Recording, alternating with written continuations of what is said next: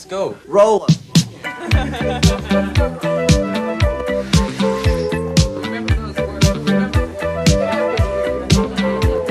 Hola amigas y amigos, les habla Mauricio de Medina y les doy la bienvenida a un episodio más de Aprende, Ahorra e Invierte. Te invito a escuchar el tema JP Morgan, el magnate que financió América, y la frase de la semana. ¡Empezamos!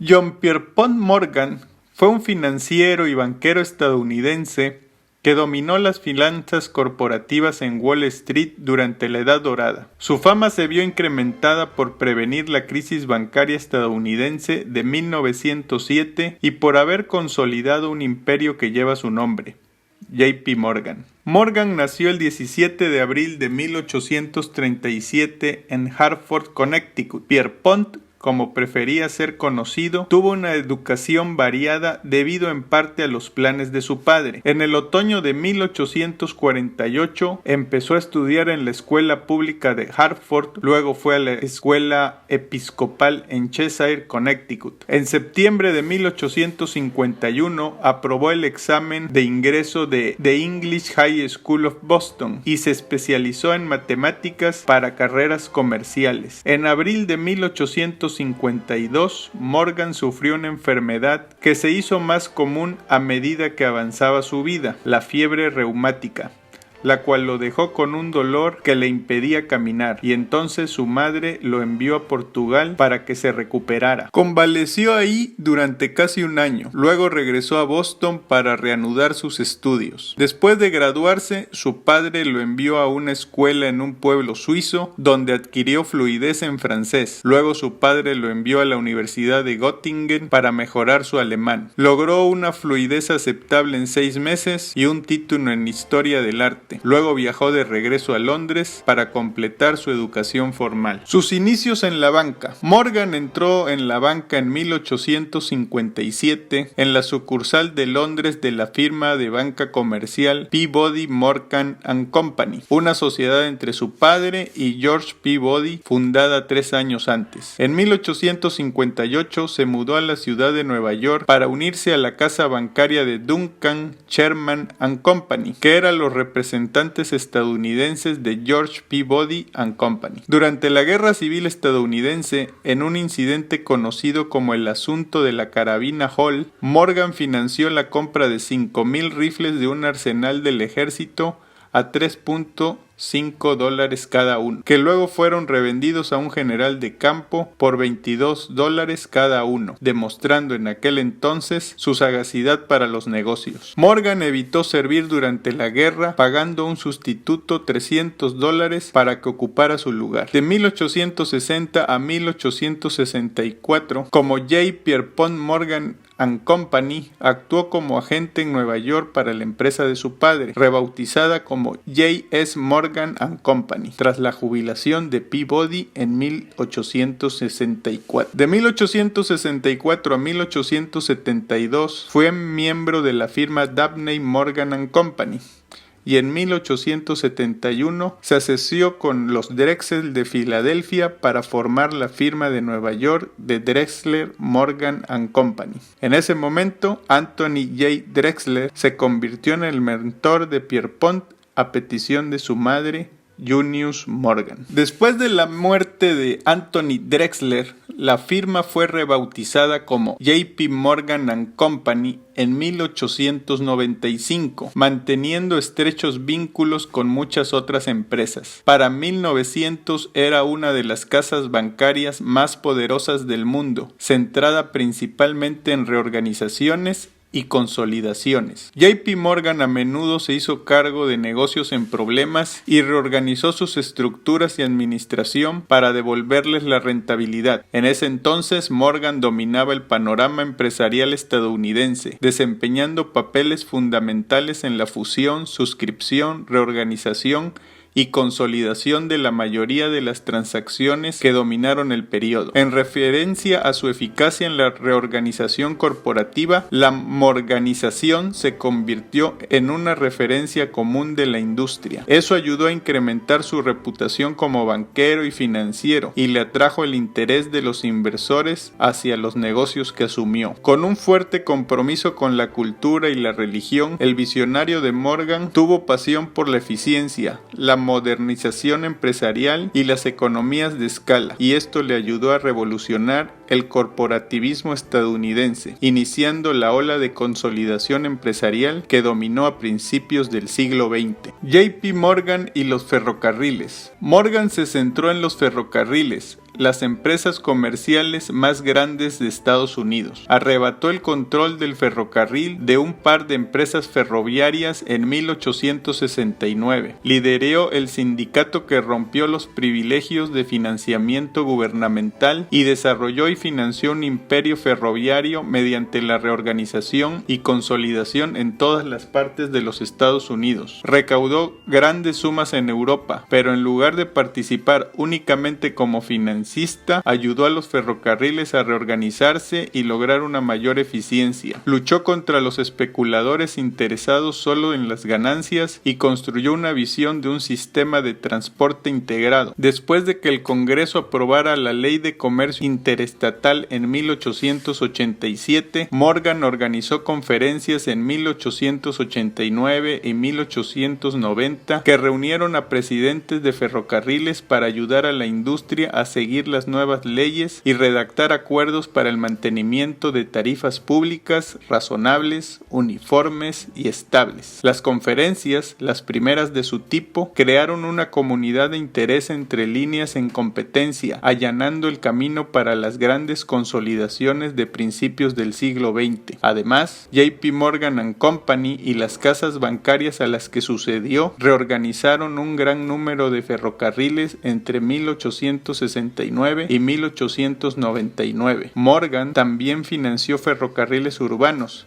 especialmente en la ciudad de Nueva York. Una gran debacle política se produjo en 1904. El ferrocarril del Pacífico Norte quebró en la Gran Depresión de 1893. La quiebra acabó con los tenedores de bonos del ferrocarril, dejándolo libre de deudas, y se produjo una compleja batalla financiera por su control. En 1901 se llegó a un compromiso entre Morgan, un gran constructor de ferrocarriles, y un prominente financiero de Nueva York. Para reducir la competencia en el Medio Oeste, estos tres empresarios crearon Northern Securities Company para consolidar las operaciones de tres de los ferrocarriles más importantes de la región. Sin embargo, se encontraron con la oposición inesperada del presidente Theodore Roosevelt. Roosevelt consideró que la fusión era mala para los consumidores y una violación de la ley Sherman antimonopolio, rara vez aplicada en aquella época. En 1902, Roosevelt ordenó a su Departamento de Justicia que entablara una demanda para disolverla, y en 1904 la Corte Suprema disolvió la compañía Northern Security y los ferrocarriles tuvieron que seguir caminos separados y competitivos. Morgan no perdió dinero en el proyecto, pero su gran reputación política se vio comprometida. JP Morgan y el oro. La Reserva del Tesoro Federal estaba casi sin oro en 1895, producto de la crisis de 1893. Morgan había presentado un plan para que el gobierno federal le comprara oro de su banco, pero fue rechazado a favor de un plan para vender bonos directamente al público en general para superar la crisis. Morgan, seguro de que no había tiempo suficiente para implementar tal plan, exigió y finalmente obtuvo una reunión con Grover Cleveland, en aquel entonces presidente de Estados Unidos, donde afirmó que el gobierno podría incumplir con sus compromisos si ese mismo día no se hacía algo. Morgan presentó un plan para utilizar un antiguo estatuto de guerra civil que permitía a Morgan y a la familia Rothschild vender oro directamente al Tesoro de los Estados Unidos, y fue así como se compraron 3.5 millones de onzas para restaurar el superávit del Tesoro a cambio de una emisión de bonos a 30 años. año. JP Morgan y el acero. Después de la muerte de su padre en 1890, JP Morgan comenzó conversaciones con Charles Schwab y el empresario Andrew Carnegie en 1900, con el objetivo de comprar el negocio de acero de Carnegie y fusionarlo con varias otras empresas siderúrgicas, de carbón, mineras y navieras. Después de financiar la creación de la Federal Steel Company, la fusionó en 1901 con Carnegie Steel Company y varias otras empresas de acero, formando la United States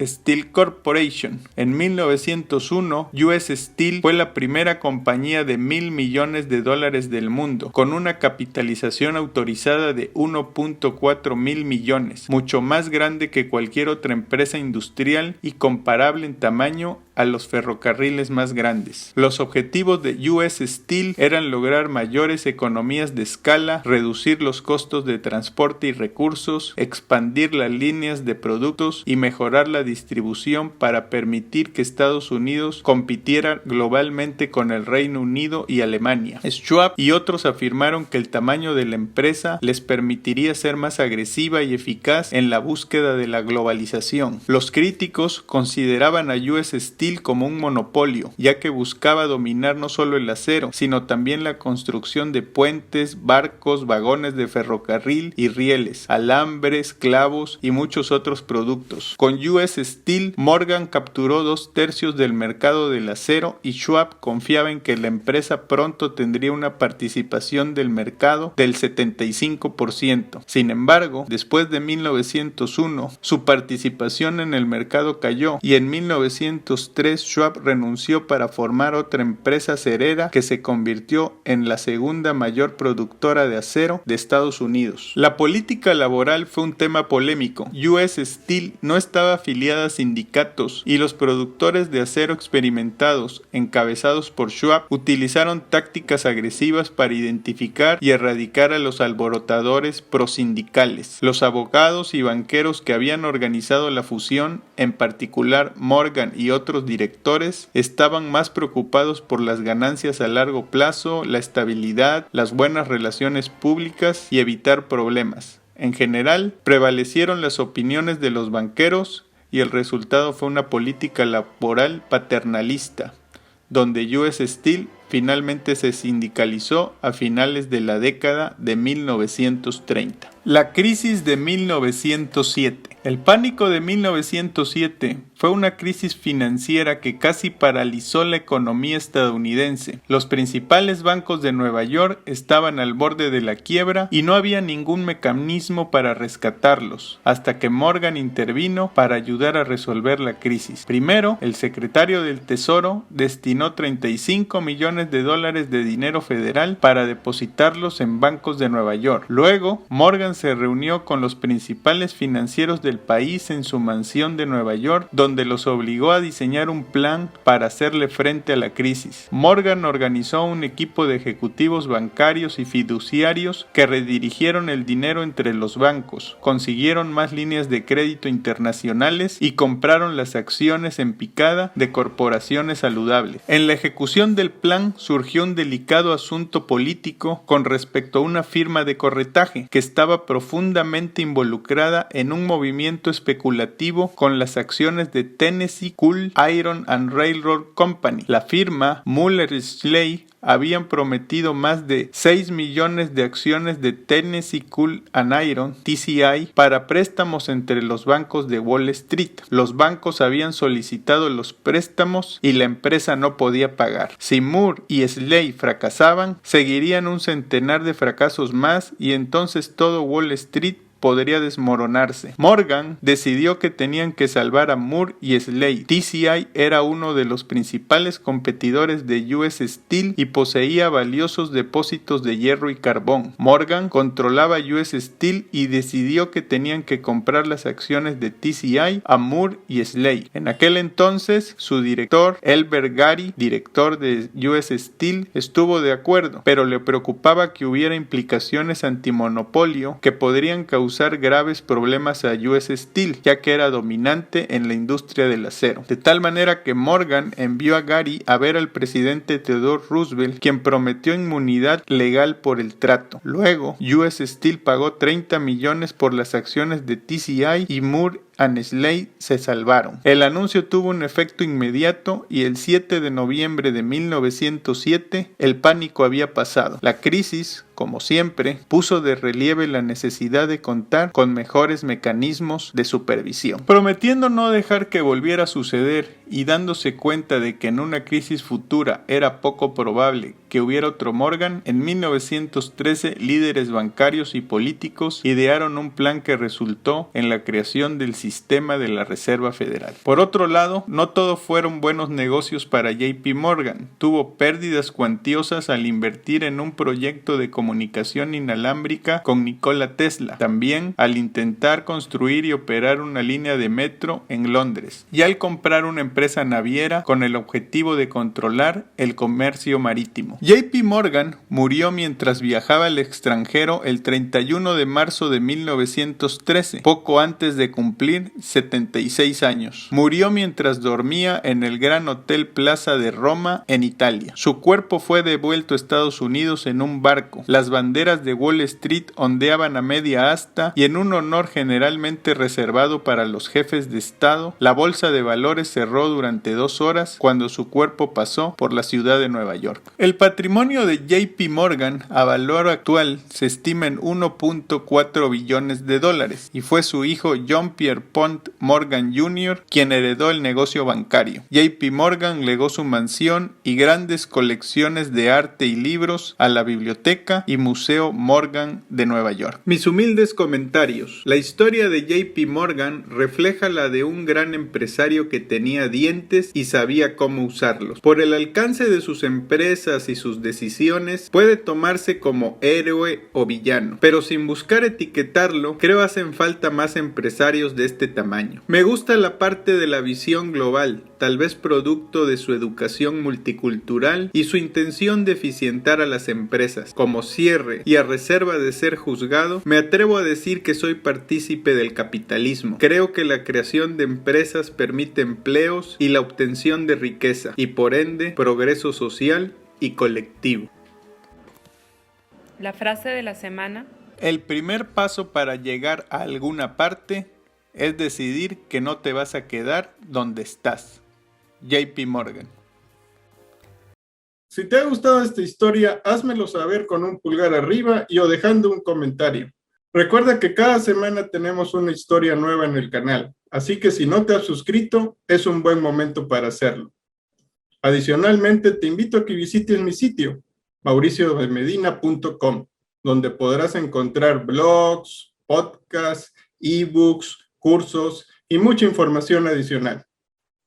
Hasta la próxima.